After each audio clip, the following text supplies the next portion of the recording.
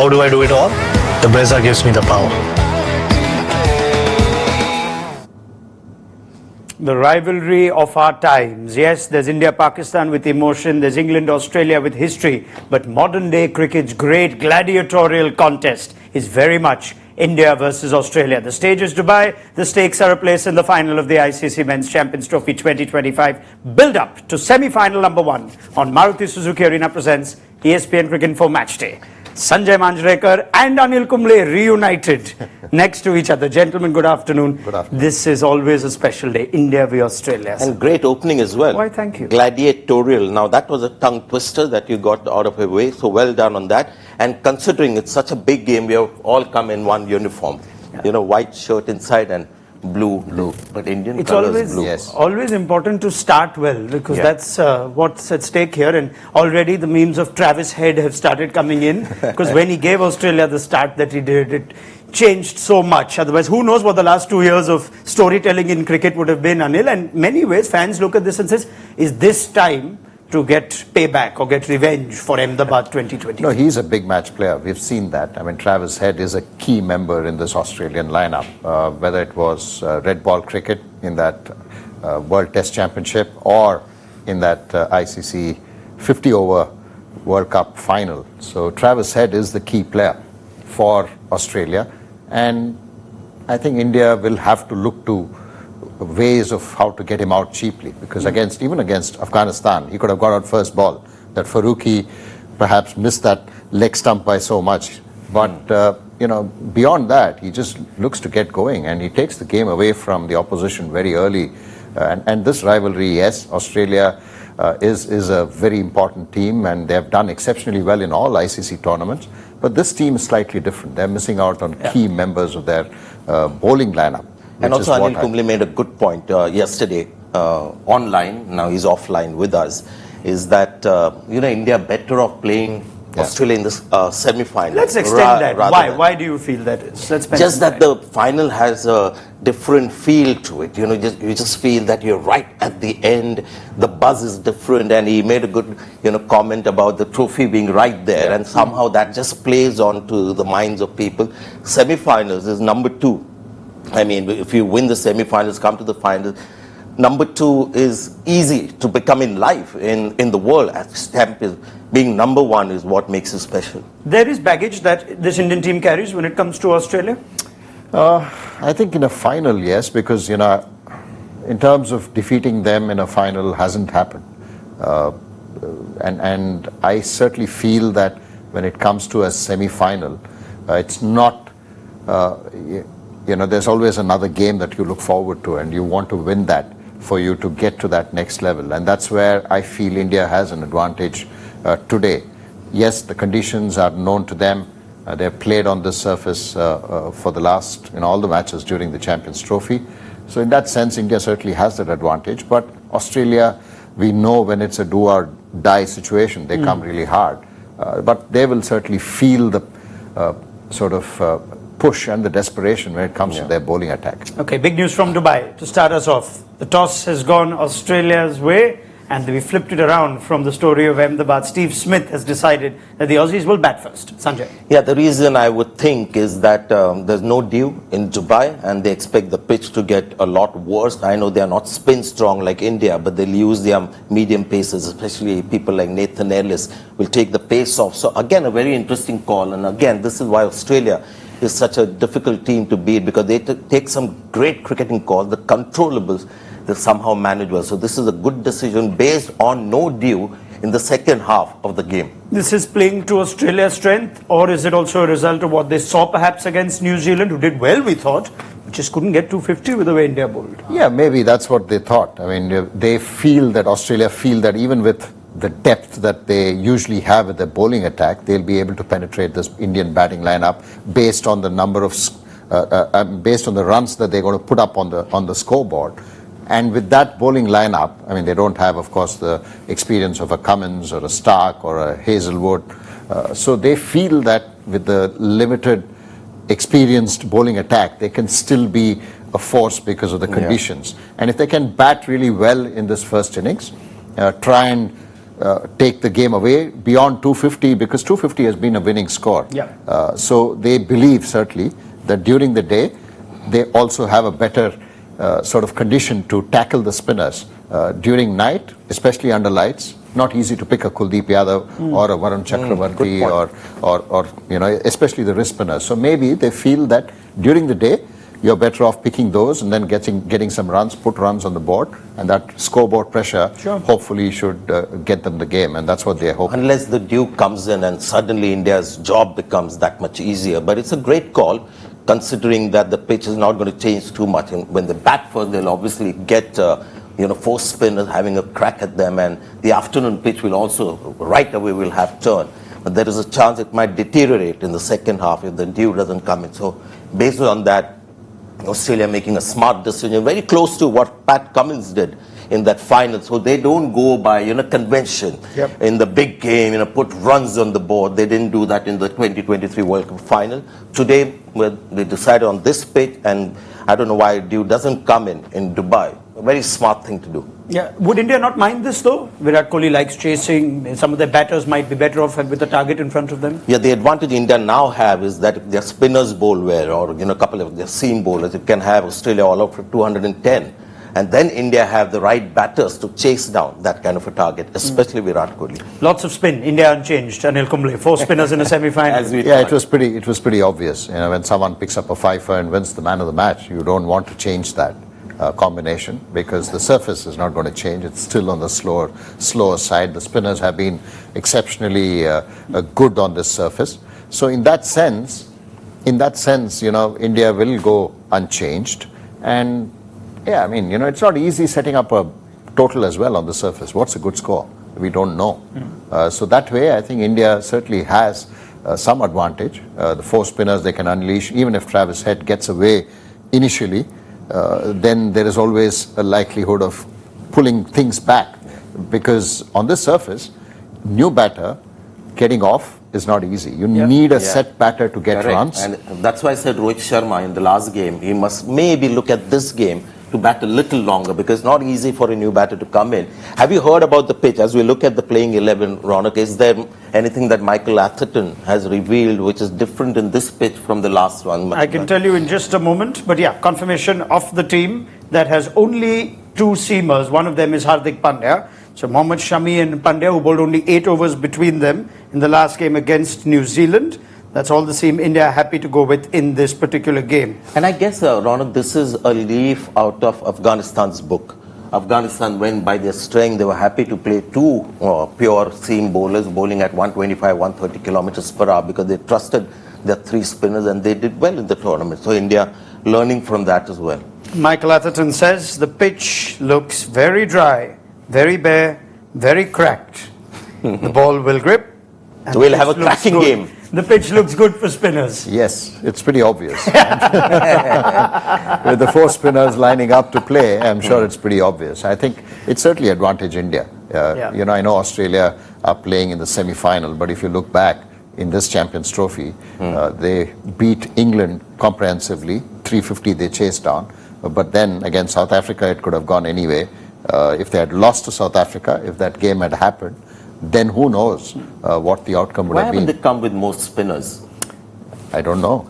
I mean, when you know that you're going to be playing in Dubai and in the subcontinent, I mean, it's amazing that they just have Zampa. Well, they've changed that today. Let's have a look at the Australian team, shall we? The new guys playing. The spin is coming in. So Australia are matching India, at least in terms of skill set, if not experience. Well done. Cooper Connolly, drafted in for Matthew Short, plays. Tanvir Sangha comes in as well, as Australia goes spin heavy in the semi themselves. Great selection, Cooper Connolly. I'm told bowls left arm spin. He's a batter, doesn't bat in the top order, but he's batting at the top order. So this is where Australia is good. I mean, they have the champion DNA, but extremely pragmatic and think on their feet. And Tanvir Sangha plays the first game in the Champions Trophy. He's a leg spinner, isn't he? Yes. Tall guy that we've seen before. So this is going to be fun. So we've counted how many 4 or 5 spinning options, including Maxwell and Travis Head for Australia, and India with 4 pure spinning options. Now this is battle of the spinners. Yeah, better be very good over it today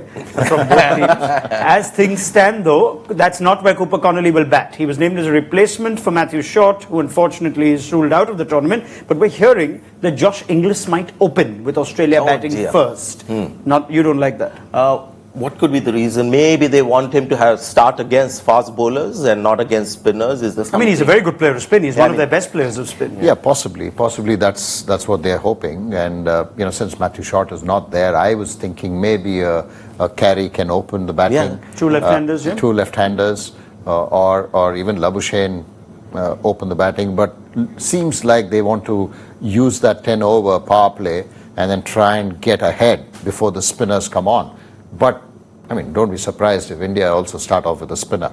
You have 40 overs of spin, and you can get a Varun Chakravarti early on to bowl at the openers. Yeah, you know what, let's wait for that conversation, because they'll walk out in a little while, so we'll react left-hand, to it. right-hand combination also could be an important thing, considering India have 4 spinners. Yes. So that is what they're trying to do, getting Cooper Connolly down and right-hand at the top with the left-hander. Yeah, I mean, you can see 3, 4, 5 line up otherwise, so there is that to account for. We'll find out in about 20 minutes who walks out, with Steve Smith having won the toss and chosen to bat first. It's a rivalry that really is living up to its billing. It was 1-1 in the 2023 World Cup. India won the opening game against Chennai, kick-started their campaign. And when they were favourites, you thought the World Cup was theirs, surely on form. And with all the emotion at home, Australia stunned them in the final. It's 7-10 in ODI events, which is not a bad record to have, considering Australia's dominance right through the 90s. In ODI knockouts, 3 apiece and 4 each in one-day internationals over the last couple of years. If we throw in the T20 World Cup and the World Test Championship, we can do all sorts of things to make the story, but it's still 4 all. This is a proper rivalry, modern day cricket. Yes, and a rivalry of quality. Yes. Because you can have rivalry between 2 weak teams and not have you'll have a exciting game, but not a high on quality. So this is not only going to be a close game and wonderful tricks by Australia start of the game. So that's actually going to liven it up even more. So this is going to be quality all round, and spin quality dominating a limited overs game is rarely seen. Anil Kumble, the right person to have with us in the studio. I also want to talk about emotions for players, especially this batch, many of whom felt the heartbreak of what happened in Ahmedabad. And KL Rahul actually spoke on this. A lot was said and done, and you can understand we are in a time where people like to express their emotions, and there were many emotions expressed on KL Rahul. He actually spoke to R. Ashwin on Kutti Stories and said this, that in the World Cup final, I was stuck in the moment. Should I take down Stark or play him as it was reversing with the tough angle that he was bowling from, and that confusion? I nicked it. If I would have played till the end, we could have had another 30-odd runs and probably the World Cup in our hands. That's what I regret. The last word is the important one here. How much regret do those players carry? And do you see that playing a role today, either positively or adversely for this team? No, I think when you're playing still, yes, that regret is going to remain, but then you would want to overcome that when the next opportunity arises. And this is the opportunity for these players who missed out on that World Cup final against the same team. Yes, the personnel have changed a bit, but it's the same team. So you would ensure that you do everything right to get over that and then get to a final. But when you have retired, I mean, in my case, I still rankle the 1996 opportunity against Sri Lanka. You know, what if we had done this? What if we had got the 3rd wicket early? We got 2 in the first over. What if we had got Arvinder De Silva cheaply? And things would have been different, and we would have had an opportunity to play in the final. 2003, what if? So those things will always remain if you haven't crossed the line. But when you're actually playing, you get a little more sort of focused and saying, okay, determined to say, I want to get this done. If I get that opportunity, I want to get the job done. Do you sense that the win of the T20 World Cup and having knocked Australia out and beaten them in that will perhaps allow them to enter this with more confidence? Had we not had an ICC event since? Yeah, I think so. I don't think this team sort of thinks that way. Okay. I don't think so. But you would say, okay, this is the opportunity presented here. We have a job cut out. The pitch is not easy. Australia is coming on the back of a 350 and 100 in 10 or 12 overs on Pakistan pitches. They need to adapt here. Yes. We should not allow them to adapt. As a bowling unit, how soon can we put that pressure on them and keep that. I think that's the thought process. I don't think you'll be thinking, oh, we won in the T20, we got them out of the cup. Is there an option for us to even just go with that kind of? And also, 50 overs World Cup is the World Cup, isn't it? I mean, Champions Trophy will give us one more, match ICC knockout game that India has, over Australia. But winning the World Cup is a different thing. So India will feel really happy when that moment comes, when they beat Australia and go on to win the World Cup. That is, perfect. This is not a like for like. Yeah, so it's some solace. But as you said, not like for like replacement, winning the Champions Trophy. That interpretation is also very subjective these days. Yes. But would you also look at this Australian team if you're India and say, this team we should beat. This team has inexperience in the bowling. It doesn't have the bowlers that really choked the game for us in Ahmedabad in the first half. Could you see that eventually being the deciding factor? See, when we came into the tournament, we looked at the bowling attack and we said, maybe they won't be such strong contenders. But just watching them play the 3 games so far, one was a washout, unfortunately. They have looked the part. And that chase against England, they allowed them to get 350, but chased it down. And the next match, against Afghanistan also, they looked like the most likely winner. So that is gone. This is an Australian team that is as good, beg your pardon, as some of the other teams. Certainly better than England. And they will give a run to South Africa and New Zealand as well, even if Stark, Hazelwood and all those guys are not playing. And somewhere I feel, Spencer Johnson from the last game has got a bit of confidence. Yeah. And Nathan Ellis, I think tailor-made for these kind of pitches. Yeah, so they've actually got seamers that will still be effective or good on these turning pitches, at least in like Nathan Ellis? Yeah, someone like Nathan Ellis certainly will be a handful because he has variety when he bowls. He has that skiddy pace as well. And he has a good bouncer. He bowls, and he's a sort of perfect white ball bowler. Yeah. He bowls in all phases, loves a challenge during the death.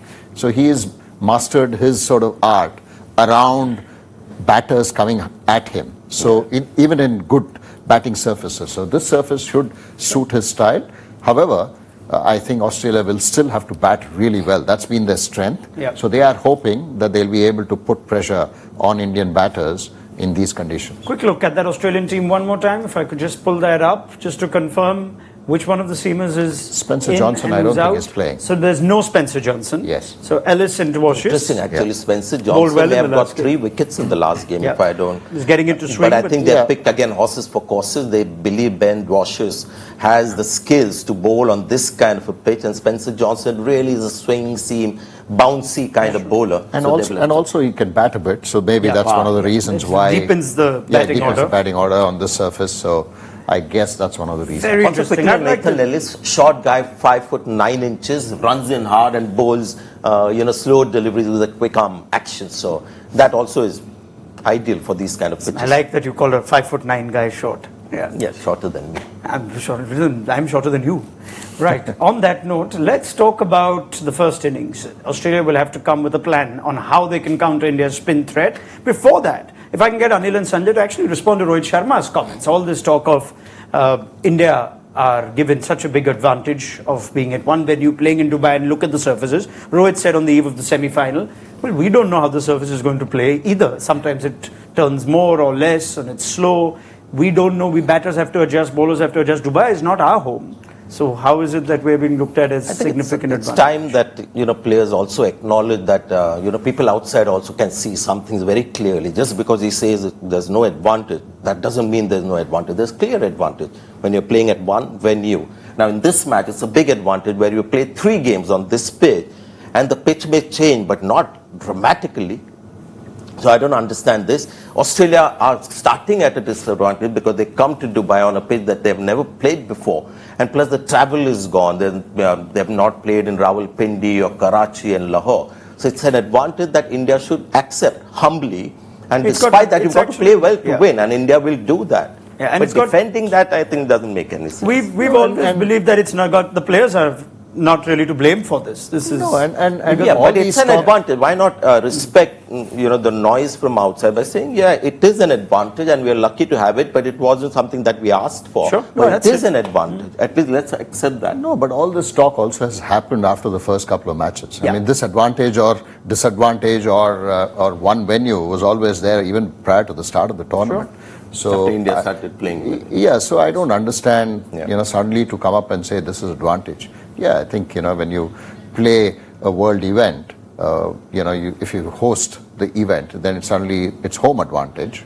Whereas the home team sort of plays in all different venues because you want to take the game or matches around the country. For example, in 2023, when India hosted the World Cup, I think India played in every 9 different venues. 9 different venues, whereas other teams played in one venue. So is that advantage to them when they go there and play? Yeah. I don't know. So I guess, in cricket, especially in the modern era, I don't think you need to even think of advantages because teams have played there. Yeah. It's not like it's a new venue for Australia. They have played in Dubai and New Zealand have played there. So I don't think there's no denying that Indian cricket is now at a stage where you play them anywhere. They're reaching the final stages of world tournaments, whether you're playing in England, semis there, 2003, South Africa. So they've gone all over the world and excel. So it's a good team. And that is something you can't deny. Sure. But there's also, I still stand by India having this advantage more than some of the other teams, but it's not a game changer. You still have to be It's hardly a position that's ideal. You wanted to have the tournament in Pakistan. It was without having the governments approved. Then you have to accommodate India with the realities of cricket. This was the best case scenario. And Ronak, I feel the advantage to India is because of the selection that they have. I mean, they have a variety of bowlers, 4 spinners, Good point, yeah. quality, which no other team can even boast of. Yep. Having 4 spinners or 3 quality spinners. That is certainly advantage because of the talent and the personnel that this squad has. And master stroke in the last game to get the 4th spinner in. I'm sorry, Ronak, I know you want to move on, but once that 4th spinner has come in and he's done so well, our view of Australia and who start as favourites in this game has completely changed. I mean, we believe India start as favourites no matter what. Yeah. If you can't, for what it's worth, I think India would have much preferred playing in Lahore on pitches over there and hammered teams in flat pitches. So anyway, that's a conversation for later. Tell you what, Anil talks about quality spinners. Australia wouldn't mind one more. What's Ashton Agar doing all the way back home and not perhaps on a day where every spinner is getting a game? Ashton, good to have you on semi-finals day. Cooper Connolly plays, Tanvir Sangha plays, Australia bat first. Break it all down for us. Yeah, well, interesting to see Australia batting first. I mean, it's not what they've done all tournament, but it's great to see that they're versatile and willing to adapt to a surface they feel they'll get the better of with the bat now. They obviously think the wicket will deteriorate later on and get slower and hopefully more difficult for India to bat on in their case. Cooper Connolly, I mean, I play with Cooper a lot. I love him. I think he's a fantastic batter. I mean, his main skill is batting and he is probably the best young batter in the country at the moment, I would say. The most talented, that's for sure. And his off-spin, if he can bowl on a good length and hit the stumps more often than not, a bit of in the Jadeja mould, then he could also have some success with the ball because he is quite consistent. Tanvir Sangha coming in, he's played a bit of cricket for Australia now, so he'll be ready to go. He doesn't seem to get overawed by any occasion, and if there's anyone that's really going to spin the ball tonight, I would say it's him. He's got the ability to bowl both down the seam and across the seam, so he could also get some really nice variation out of that pitch because no one knows exactly how it's going to play. It's setting up for an exciting game. Yeah, he's got 4 wickets in 3 one-day or 4 overs in 3 one-day internationals, so he hasn't bowled as much. Quick question on the new inclusion. Does he bowl quick left arm spin or is somebody who flights the ball a bit? No, I wouldn't say he bowls fast left arm spin. I think it's just quite a natural pace for him. It's not slow, it's not rapid, it's not a whole heap of revolutions. He's got slightly undercutted seam. He's not a tall man, so it never gets too high, which is a great advantage to him, I think. It makes him probably harder to get underneath. And it also allows the ball to sometimes skid through a little bit lower, which can be a great advantage on these wickets. Sometimes if you get the ball to bounce on these wickets, you can play it a little bit more on the back foot. Sit back, work those angles a bit, get the fielders where you want them, and then advance down the wicket. But he gets the ball to skid through a bit more often than not, which should hold him in good stead on this pitch. And he's quite a smart cricketer, so I think whilst India will try and attack him, I think he'll be able to adapt pretty quickly. We also had that chat a little while back when we were hearing maybe Josh Inglis might open in the absence of Matthew Short. How would you go, Ashton?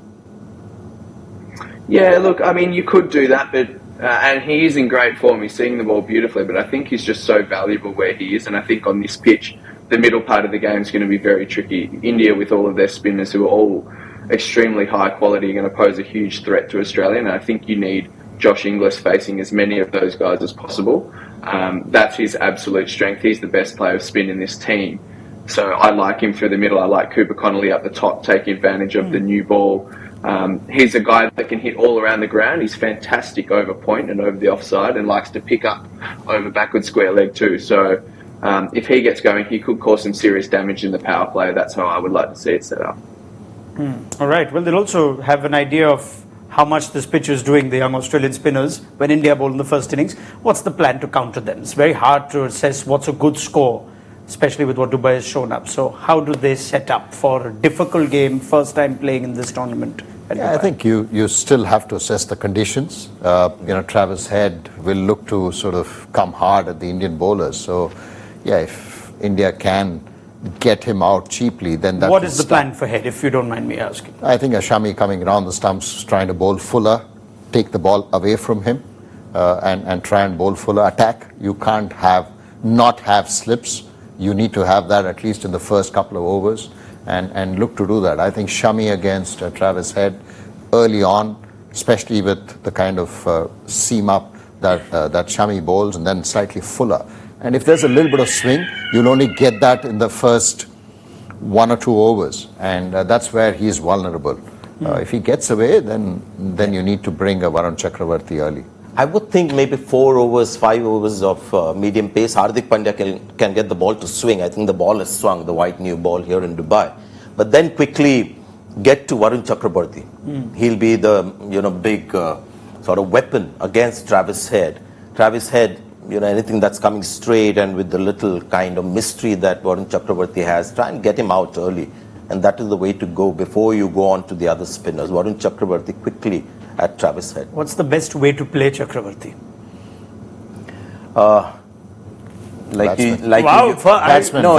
For spinning. No, I'm not actually. You're thinking about it. I love to give answers. You know that, so I'm not going to pass this on. I'm saying how you used to play Anil Kumble. Just watch the ball very closely and not try and play too square on the off or leg side. And when you say watch the ball closely, are you looking at Chakravarti from the hand and trying to pick him? Yeah, because you can see what he does. There is this ball that he bowled, then there is a bit of leg spin that he bowled. There's a front of his hand, doesn't bowl too much of off spin. But across the line you go, you're in trouble. Yeah, similar. I mean, that's why I said during the day it's slightly easier to pick from the hand rather than at night, because at night under lights picking the ball from the hand becomes that much more difficult.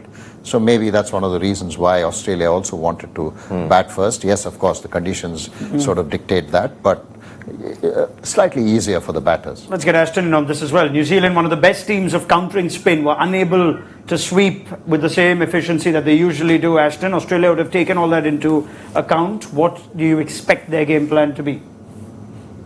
Yeah, I think it's always the conversation playing against India's spinners. Do you sweep? Do you reverse sweep? There's a lot of plans, and I think a lot of guys probably get caught up in playing their whole innings before they've even faced a ball and assess the conditions. I think Anil is right. You have to see what the wicket's doing first, and you've got to go to your strengths while you're trying to assess the conditions. If you're going to something you don't do a lot of naturally, whilst you don't know what the wicket's doing, you're setting yourself up for failure. There's too many variables against you. So I would say, for the spinners to spin the ball a lot, the wicket has to be doing a fair bit. Whilst it's slow, I feel like it hasn't been ragging. We've seen spinning wickets before, and this wicket will be okay. So I would recommend to the Australian batsmen to play the way they naturally play the game, particularly Chakravarti. I think if the wicket isn't spinning a lot, he's the one that probably isn't going to turn it the most, because he bowls quite fast and a flatter sort of trajectory. So I think looking as straight as often as possible. Trying to hit down the ground, which is Australia's strength, and then sweating on anything short as well. So, and then you get into the contest, the more balls you face, the easier these guys are to play. So giving yourself a chance against them before you do anything radical would be the key straight away, and it always gets easier once you get a few more balls under your belt. And I know that's quite a simple philosophy, and I may not have given it a lot of insight there, but the simple methods often, when there's a lot of variables, work the best.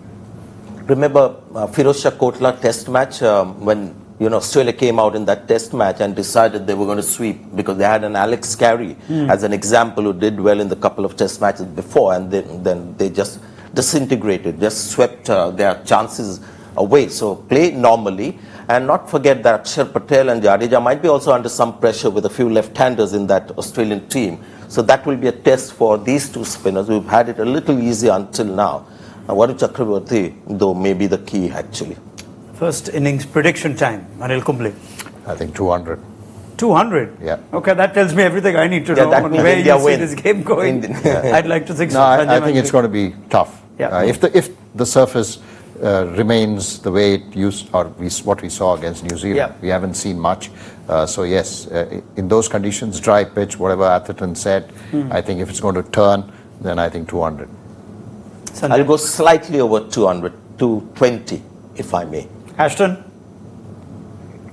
I'm going to be confident. I'm going to go with 250, obviously. But, India versus Australia, these games bring out the best in the Australian batters. And like we've spoken about this whole time, the cricket world is small now. There's a lot of vision. These guys have played against each other a fair bit, had success and failure. So the plan should be good. So I'm hoping for a 250 and make it a really good contest. I'm glad we've been on a little while longer than usual because we've seen a couple of balls of the semi-final. I think there's been a cotton ball chance that Mohammad Shami has dropped off Travis Head. And as Anil said, he should start off round the wicket. And that's what Shami has done, but couldn't take that reflex catch. First ball, first legal ball. There was a wide to We are start. assuming but it has people been. are watching us when the match has started. I think that's a pretty foolish No, assumption. I'm just asking whether that changes your predictions if today is Travis Head's day again. Yeah, you don't want to give chances. Yeah. We've seen that with New Zealand, the way they caught and against India. Yes, it didn't get them the game, but it certainly puts pressure on the opposition. I mean, Travis Head getting out in the first over, suddenly Australia will be thinking, how do we go about now? The pitch must be they'll be headless. Think the tonic that India would get. Now, since you give us these great words, we're done talking about the game for now. But before we leave you, I want to ask Sanjay Manjrekar about his transition from his playing days to being a broadcaster and what he remembers of it. And when you first picked up the mic and you felt like this is going to be fun. Anil knows that even when I was a player, I had an opinion.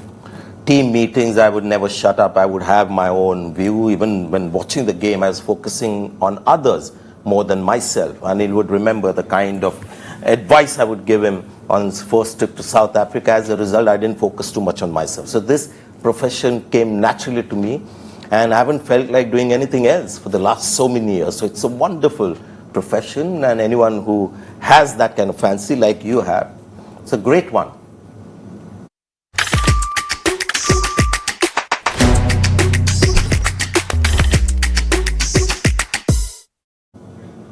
We unveil ESPN Cricinfo Crickcaster. This is your chance to go chase that dream of yours, something that all of us who've grown up being so passionate and love cricket have just thought of. You've done it at home, but if you've dreamt of being on this side of the game, breaking down moments, calling the action, bringing the excitement to life, here's your chance to make it happen. ESPN Cricinfo Crickcaster, powered by Nexa. All you need to do is record a 1-minute video showcasing your cricket passion, analyze, predict, or simply speak your heart out. Post it on Instagram with hashtag ESPN Cricinfo, hashtag Nexa, and hashtag Crickcaster. Don't forget to follow ESPN Cricinfo and Nexa Experience. Well, the mic is waiting, the stage is set.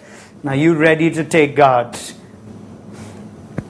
Right. Go for it, guys. Go for it. This is as good as it gets. Anil Kumble, Sanjay Manjrekar, thank you very much. Thank you. Ashton Thanks. Agar as well. Thank you, More Ashton. from this brilliant panel when the Australian innings comes to an end. Ashton says 250. The gentlemen here think it'll be a little less than that. We'll see where the semi-final stands on Maruti Suzuki Arena presents ESPN Cricinfo Match Day.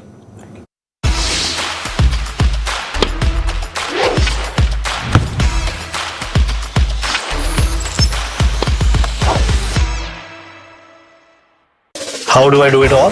The Brezza gives me the power.